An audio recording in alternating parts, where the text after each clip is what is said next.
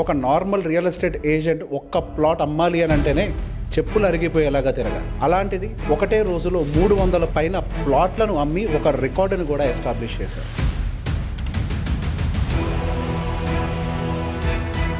Sai Associates Nagalakshmi గారు వచ్చారు. సహజంగా రియల్ ఎస్టేట్ బిజినెస్ అంటే అది ఒక మగవాళ్ళ బిజినెస్ లాగే ముద్రపడి ఉంది. ఈ ఫీల్డ్లోకి మీరు ఎంటర్ అయినప్పుడు మీకు ఏమైనా సమస్యలు ఎదుర్కొన్నారా? ఫస్ట్ సైట్ విజిట్కి వెళ్ళినప్పుడు చాలా భయం వేసింది. ఆ విజిట్లో ఏమైందంటే నాతో వచ్చిన పర్సన్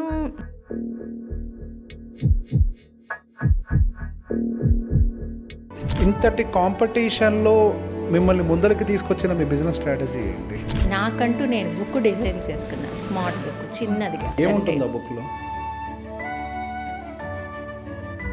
చాలామంది రకరకాల రియల్ ఎస్టేట్ వాటిల్లో పెట్టుబడులు పెట్టి ఇబ్బంది పడ్డ సిచ్యువేషన్స్ ఉన్నాయి. వాటిని వారు ఎట్లా తప్పించుకోవాలి? ఫస్ట్ మనం ఇన్వెస్ట్ చేసేటప్పుడు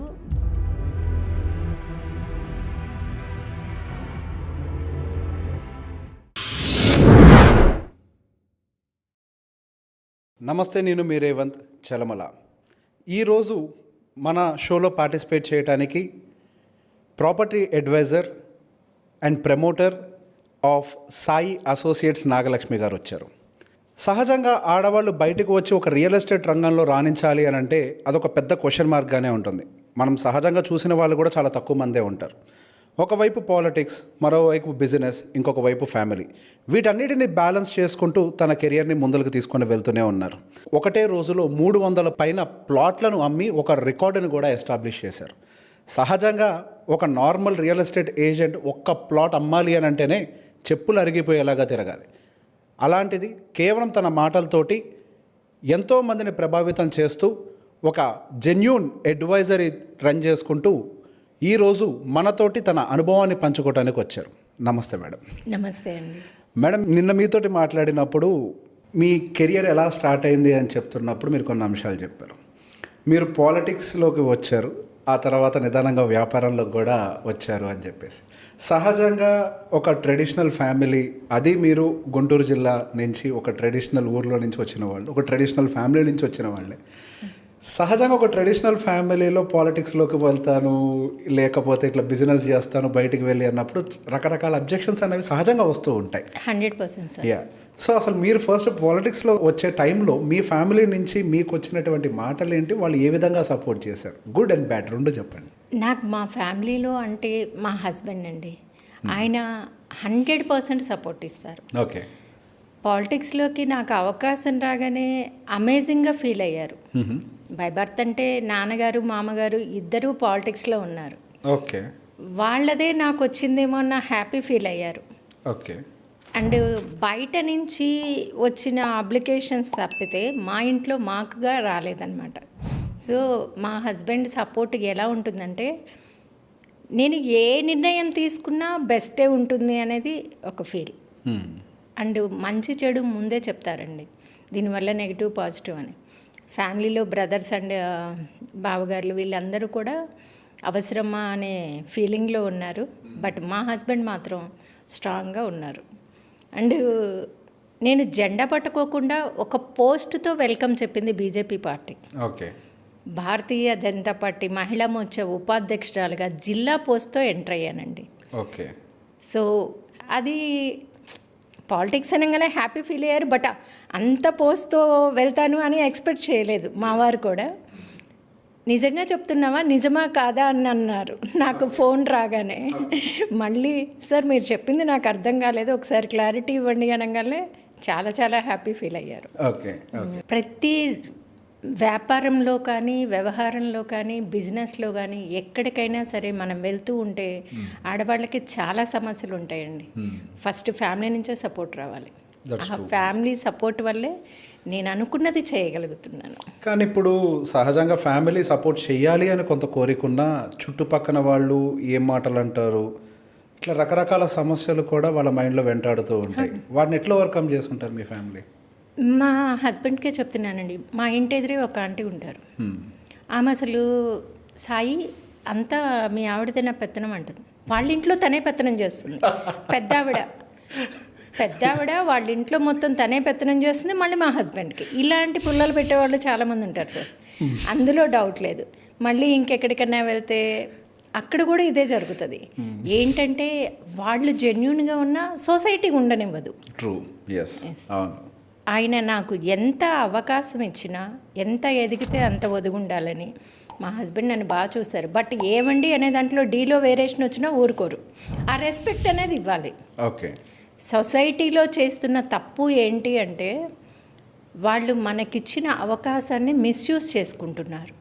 అది చెయ్యకుండా ఉంటే ఎక్కడికి వెళ్ళినా సరే ఆడవాళ్ళకి రెస్పెక్ట్ ఉంటుంది, అట్ ద సేమ్ టైం మగవాళ్ళకు కూడా ఉంటుందండి. ఓకే. అదేవిధంగా మీరు రియల్ ఎస్టేట్ బిజినెస్లోకి వచ్చారు. సహజంగా రియల్ ఎస్టేట్ బిజినెస్ అంటే అది ఒక మగవాళ్ళ బిజినెస్ లాగే ముద్రపడి ఉంది. ఎక్కడికి వెళ్ళినా కానీ అటు రియల్ ఎస్టేట్ ఏజెంట్స్ అయి ఉండొచ్చు, రియల్టర్స్ అవ్వచ్చు, ఎవరైనా కావాలి, డెవలపర్స్ కావచ్చు, మగవాళ్ళే ఉంటారు ప్రతి చోట. అటువంటి ఈ ఫీల్డ్లోకి మీరు ఎంటర్ అయినప్పుడు మీకు ఏమైనా సమస్యలు ఎదుర్కొన్నారా? బాగా అండి. ప్లీజ్ చెప్పండి. ఫస్ట్ చాలా భయం వేసింది సైట్ విజిట్కి వెళ్ళినప్పుడు. ఆ విజిట్లో ఏమైందంటే నాతో వచ్చిన పర్సను నన్నేమనలేదు, బట్ నేను ఉండే పద్ధతి సంస్కారం ఏదైనా సరే నన్ను ఎవరు ఏమీ అనరు. బట్ తను ఫోన్ వస్తే మాట్లాడే లాంగ్వేజ్ నాకు కొంచెం భయం అనిపించింది, ఇబ్బందిగా అనిపించింది. ఒక రెస్పెక్ట్ లేకుండా వల్గర్ లాంగ్వేజ్తో ఎవరితోనూ మాట్లాడుతుంది. అండ్ నాకు ఆ సైట్ విజిట్ మాత్రం చాలా టఫ్ అనిపించింది. ఇమీడియట్గా అక్కడి నుంచి సెకండ్ విజిట్కి, అంటే ఒక లొకేషన్ నుంచి ఇంకో లొకేషన్కి వెళ్ళాలి, బట్ నేను ఆ లొకేషన్లోనే డ్రాప్ అయిపోయాను. అక్కడి నుంచి వేరే వెహికల్ పెట్టుకొని వచ్చేసాను. ఫస్ట్ టైం అక్కడి నుంచి వచ్చేటప్పుడు ఇంటికి వెళ్ళగానే డోర్ నాట్ చేయగానే కళ్ళమ్మ నీళ్ళు వచ్చేసాయి, అంత భయం వేసింది. అంటే కంప్లీట్గా ఒక షిఫ్ట్ జరిగింది మీ లైఫ్లో. అవును. అసలు ప్రశాంతంగా ఇంట్లో ఉండేవాళ్ళు ఏది కావాలన్నా అన్ని మీ దగ్గరికే వచ్చాయి. 100% అండి. ఇప్పుడు మీరే బయటకు వెళ్ళాల్సి వస్తుంది. అండ్ సైట్ విజిట్స్కి వెళ్ళినప్పుడు సమ్టైమ్స్ డిలే అవుతుంది. మీరు అన్నట్టుగా బిహేవియర్ కూడా కొంతమందిది మన్ననకపోవచ్చు. చూసినప్పుడు ఫస్ట్ టైం డెఫినెట్గా అది భయం వేస్తూ ఉంటుంది, చాలా భయం వేస్తుంది. అట్లాంటి విషయాలు మీ ఫ్యామిలీకి చెప్పినప్పుడు వాళ్ళ రియాక్షన్ ఏంటి? నేను షేర్ చేయలేదండి. సో ఇప్పుడు ఈ విషయం ఇక్కడ చెప్పారు, బయటకు తెలుస్తుంది. పర్లేదు, ఎందుకంటే ఎందుకు ఏడ్చానో తెలుసు. అంటే అప్పటికప్పుడు కాదు, బట్ నన్ను నేను కంట్రోల్ చేసుకోలేక ఏడ్చేశాను. అది ఎందుకు ఏడ్చానో చెప్తాను కదా అప్పుడు, అది ఓకే. బట్ మా అబ్బాయి, మా పిల్లలిద్దరూ నాకు పేరెంట్స్ లైక్ అండి. బాబు నాది ట్రాక్ సేవ్ చేసుకుని ఉంటాడు. నేను ఎక్కడి నుంచి ఎక్కడికి వెళ్ళినా సరే తనకి ఫోన్లో అప్డేట్ అయిపోతుంది. నా లైవ్ లొకేషన్ అనుకోండి, దాన్ని మీకు తెలుసు కదా ఇప్పుడు నాలెడ్జ్ ప్రకారం. సో తను దాన్ని చేసుకుంటాడు. నా వెహికల్ ఎక్కడ ఆగినా సరే కాల్ చేస్తాడు. ఓకే. నాకు భయం అనిపించినప్పుడు ఫోన్లో మాట్లాడుతూ ట్రావెల్ చేసేదాన్ని.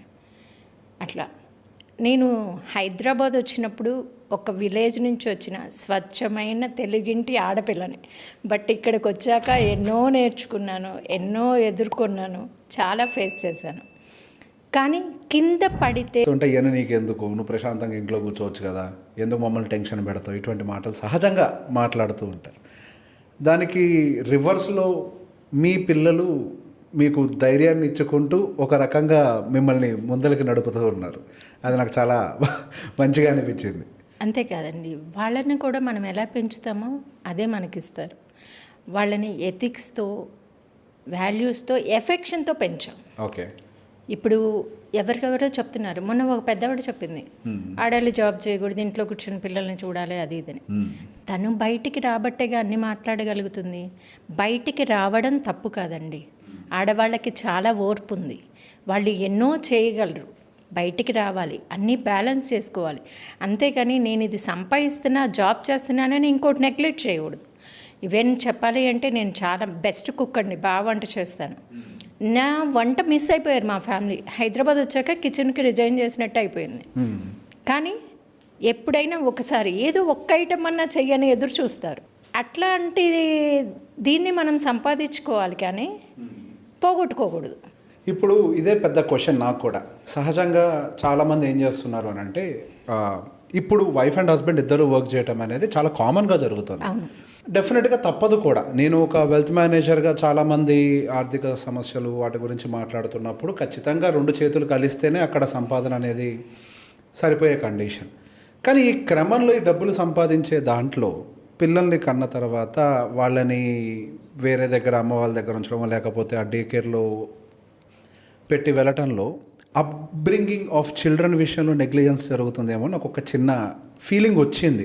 ఎండ్ ఆఫ్ ద డే మనం చేసే ప్రతి ఒక్క పని నెక్స్ట్ జనరేషన్ని ప్రాపర్గా మోల్డ్ చేయడం కోసం, అది ఫైనాన్షియల్గా అవ్వచ్చు, క్యారెక్టర్ పరంగా అవ్వచ్చు. బట్ మీరు ఎట్లా బ్యాలెన్స్ చేసుకుంటూ వచ్చారు వీటన్నిటిని? హార్డ్ వర్కేనండి. మనము ఎంతసేపు చేసామో అంత హార్డ్ వర్క్లో కూడా స్మార్ట్ వర్క్. చాలామంది పొద్దున్నుంచి రాత్రి దాకా పని చేసామన్నట్టు కనిపిస్తారు, బట్ వాళ్ళు ఏం చేయలేరు. మనం చేసేది 10 నిమిషాలు చేసినా సిన్సియర్గా పని చేసి పక్కకి వెళ్ళామనుకోండి అయిపోతుంది. ఏదైనా సరే హార్డ్ వర్క్లోనే స్మార్ట్ వర్క్ చూసుకోవాలి. సో మార్నింగ్ నుంచి ఈవినింగ్ దాకా ఏదో ఒక వర్క్ ఇంట్లో ఉంటూనే ఉంటుంది. కంపల్సరీ చాలా ఉంటుంది వర్క్. అసలు మార్నింగ్ నుంచి నైట్ రాత్రి 10 పడుకునేంత వరకు కంటిన్యూస్ వర్క్ ఉంటుంది. ఆ వర్క్ని బ్యాలెన్స్ చేసుకుంటూ సహజంగా ఇంట్లో ఆడవాళ్ళు ప్రాపర్గా కాన్సన్ట్రేట్ చేయకపోతే ఇల్లే చెల్లా చెదురైపోతుంది. భయంకరంగా ఉంటుంది. ఆడవాళ్ళు ఎంత ఫోకస్డ్గా ఉంటే ఇంటి మీద ఆ ఇల్లు అంత సక్రమంగా ఉంటుంది. యాక్చువల్గా ఇంటి స్ట్రెంత్ ఎవరు అని అంటే ఆడవాళ్లే. కరెక్ట్ అండి. ఇప్పుడు సహజంగా ఇంతకుముందు ఆడవాళ్ళు బయటకు వెళ్ళి జాబ్ చేయొద్దు అంటానికి maybe one of the reason, I don't know, వాళ్ళకి అది ఇన్సెక్యూరిటీ ఫీలింగ్ అదంతా నాకు తెలియదు. కానీ నా పాయింట్ ఆఫ్ వ్యూలో ఇల్లు సక్రమంగా ఉండాలి, అది వాళ్ళు మాత్రమే చేయగలుగుతారు, మగవాళ్ళు వల్ల కాదు, నలుగురిని కలిపి ఇట్లా పట్టుకోవటం అనేది వాళ్ళ వల్ల కాని పని అని చెప్పేసి. సో ఇప్పుడున్న ఈ జనరేషన్ ఈ పట్టుకోవటంలో ఏమైనా ఫెయిల్ అవుతున్నట్టుగా మీరు ఏమైనా గమనించారా? ఖచ్చితంగా అండి. వీళ్ళ దగ్గర ఏమవుతుందంటే పేరెంట్స్ అంతా గారాబంగా పెంచడం ఒకటి, హాస్టల్స్లో ఉండడం ఒకటి, ఇంటికి వచ్చినప్పుడైనా టైంకి నిద్ర లేవడం, ఎక్కువ చేయక్కర్లేదు, ఒక హాఫ్ అన్ అవర్ 15 మినిట్స్ వాళ్ళకి అన్నీ నేర్పాలి. ఓకే. ఫస్ట్ పాఠశాల ఇల్లేనండి. ఇంట్లో అన్నీ నేర్చుకుంటే బయట చాలా ఈజీగా హ్యాండిల్ చేయగలుగుతారు. అదే నేర్చుకోకపోతే, ఇప్పుడు మా పిల్లలిద్దరూ జాబ్స్లో ఉన్నారు, బట్ మ్యారేజెస్ కాలే, ఇంకా రెడీ ఉన్నారు, అయినా సరే అన్నీ హ్యాండిల్ చేయగలుగుతున్నారు. 100 ఏళ్లకు సరిపడా సమస్యల్ని ఫేస్ చేశారు, అన్నీ అలా చేయగలిగారు. అంటే ఫస్ట్ నుంచి వాళ్ళని పెంచిన విధానం కానీ, వాళ్ళకి మనం నేర్పించిన సంస్కారం కానీ, అంటే ఇప్పుడు పేరెంట్స్ కష్టపడుతుంటే పిల్లలు వీడియో గేమ్స్ ఆడుకుంటారు. అలా కాదు, వాళ్ళని మనతో పాటు తిప్పాలి. మనం చేసే పని వాళ్ళకు కూడా షేర్ చేయాలి. నువ్వు ఇది చెయ్యమ్మా, నేను ఇది చేస్తున్నా అంటే పని చేస్తూ మాట్లాడుకుంటే, ఒక ఫ్రెండ్లీగా మాట్లాడేటప్పుడు పిల్లల మనస్తత్వం కూడా మనకు తెలుస్తుందండి. రీసెంట్గా నా ఫ్రెండ్స్ ఒకటి లాంచ్ చేశారు. అదేంటంటే స్కూల్లో ఫీజులు కడుతున్నారు, బట్ మా అబ్బాయికి ర్యాంక్ రాలేదంటారు. మీరు అడిగిన డబ్బులు ఇస్తున్నాం, బుక్స్ ఇస్తున్నాం, యూనిఫామ్ ఇస్తున్నాం, అన్నీ ఇస్తున్నాం, మా అబ్బాయికి ర్యాంక్ రాలేదంటున్నారు. బట్ పేరెంట్స్ వేలో అది. టీచర్స్ ఏమంటున్నారు, మీ అబ్బాయి క్యాచ్ చేయట్లేదు అంటున్నారు. వాళ్ళ పిల్లల్ని వాళ్ళు చూసుకునే తీరిక వాళ్ళకి లేక వీళ్ళకి అప్పచెప్పారు. వాళ్ళ మైండ్ సెట్ అర్థం కావట్లేదు. 100 మంది పిల్లలున్న స్కూల్లో 100 మందిని స్కూల్లో ఉన్నంతసేపు మానిటర్ చేయలేరు కదా. మన అబ్బాయి మనకి దేంట్లో వీకు, దేంట్లో స్ట్రాంగ్, అది మనం చెప్పగలగాలి. అంటే మన పిల్లలతో మనం స్పెండ్ చేయాలి, అప్పుడే వాళ్ళకి వాల్యూస్ తెలుస్తాయి. ఇప్పుడు మీరు అన్నట్లు ఎంప్లాయీస్ మొత్తం వాళ్ళదే రాంగ్ ఉండదండి, ప్రొఫెషన్ కూడా ఉంది. ఈరోజు సాఫ్ట్వేర్ ఎంప్లాయీస్ ఆ ల్యాప్టాప్లో తలకాయలు పెడితే ఇక అసలు అది తీసేది ఎప్పటికీ వాళ్ళకి ఇక ఇదైపోతున్నారు. వాళ్ళకి జనరల్ నాలెడ్జ్ ఉండలేదు సార్. ఫస్ట్ ఎంత చదివామనేది కాదు, డిగ్రీలతో కొన్ని సాధించవచ్చు, చదువు లేకుండా కొన్ని సాధించచ్చు. 2 బ్యాలెన్స్డ్ ఉంటుంది, ఓన్లీ ఎడ్యుకేషన్ ఒక్కటే కాదు. ట్రూ. మీరు నిన్న మాట్లాడుతున్నప్పుడు ఈ పాయింట్ కూడా చెప్పారు, నేను ఇంటర్మీడియట్ వరకు చదువుకున్నాను. Yes sir. ఇంటర్మీడియట్ వరకు చదువుకొని ఇంత దూరం ప్రయాణం చేసుకుంటూ వచ్చారు. సో అది ఎలా సాధ్యం, అంటే అది నాలెడ్జ్ ఎట్లా గెయిన్ చేసుకుంటూ వచ్చారు? మా కుటుంబం చాలా పెద్దదండి. నా కుటుంబమే పెద్ద బాల శిక్ష. మ్యారేజ్ కాకముందు ఇంట్లో కూడా బిజినెస్కి హెల్ప్గా ఉండేదని, మ్యారేజ్ అయిన తర్వాత కూడా బిజినెస్లో ఉన్నా. నా చుట్టూ చాలామంది పెద్దవాళ్ళు కూర్చుంటారు. మాది వెడ్డింగ్ ఈవెంట్స్, టెంట్ హౌస్, పొలాలకి నీళ్లు పెట్టే డ్రిప్ ఇరిగేషన్ కూడా రెంట్కి ఇస్తాం. సో రైతువారీగా ఉండే పెద్దవాళ్ళందరూ అలా ఉంటారు, మంచి చెడు మాట్లాడుతూ ఉంటాం. 25 ఏళ్ళు ఒక చైర్లో ఒక్క బ్లాక్ మార్క్ లేకుండా సక్సెస్ఫుల్గా బిజినెస్ చేయడమే నా ఫస్ట్ అచీవ్మెంట్. ఓకే. ఎవరైనా సరే మా ఊర్లో అపోజిట్ పార్టీ వాళ్ళైనా సరే నాగలక్ష్మి అంటే మనమ్మాయి అనుకునేలాగా ఉంటుంది నా బిహేవియర్. మేము ఎవరి జోలికి వెళ్ళము, మా జోలికి మేము ఎవరి జోలికి వెళ్ళాము, మా జోలికి వచ్చే ఊరుకోమన్నట్టు. తప్పు చేయం కదా, అవసరం ఏముంది ఇంకా అట్లా. అలా నాకు ఫస్ట్ నుంచి మ్యారేజ్ అయ్యాక డిగ్రీ చేయిస్తామన్నారు. ఇంటర్ అవ్వగానే మ్యారేజ్ అయిపోయింది, హోమ్ డిగ్రీ ఇచ్చేసరి ఇక డిగ్రీ లేదు. పేపర్తో నాలెడ్జ్ తీసుకునేదానండి, డైలీ పేపర్ చదివేదాన్ని. ఏది చదివితే ఎలా ఉంటుంది లైఫ్ అనేది తెలుసుకొని మా పిల్లలిద్దరికీ అలా చూస్ చేసుకున్నామండి. ఓకే. బాబు సివిల్ ఇంజనీర్ అండి, ఓకే. పాప CA ICW BCom. Okay. Independent career కావాలి వాళ్ళకి, జాబ్ రాకపోయినా బతకాలి అని. నా దృష్టిలో జాబ్ సెక్యూర్ లైఫ్ అండి. బిజినెస్ ప్యాసివ్ ఇన్కమ్కి ఉండాలి, అప్ అండ్ డౌన్స్ ఉంటాయి బిజినెస్లో. సిస్టమ్గా బతకాలి అంటే జాబ్ ఇంపార్టెంట్. అటు నేను జాబ్కి వ్యతిరేకం కాదు, బిజినెస్కి వ్యతిరేకం కాదు, రెండు బ్యాలెన్స్డ్గా ఉంటేనే లైఫ్ బాగుంటుంది. ట్రూ. యా. సో ఒక రకంగా మిమ్మల్ని ఈ స్టేజ్ వరకు తీసుకొచ్చింది మీ ఫ్యామిలీ ట్రైనింగ్ అని చెప్పాలి.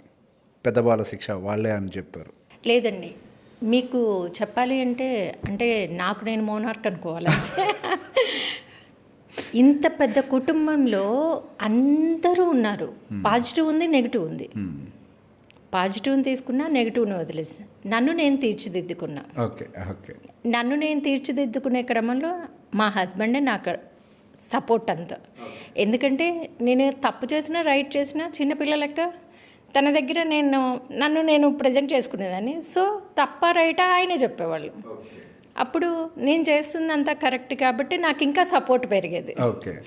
అట్లా నేనంటూ తప్పు చేయను అనేది 100% నా కాన్ఫిడెన్స్.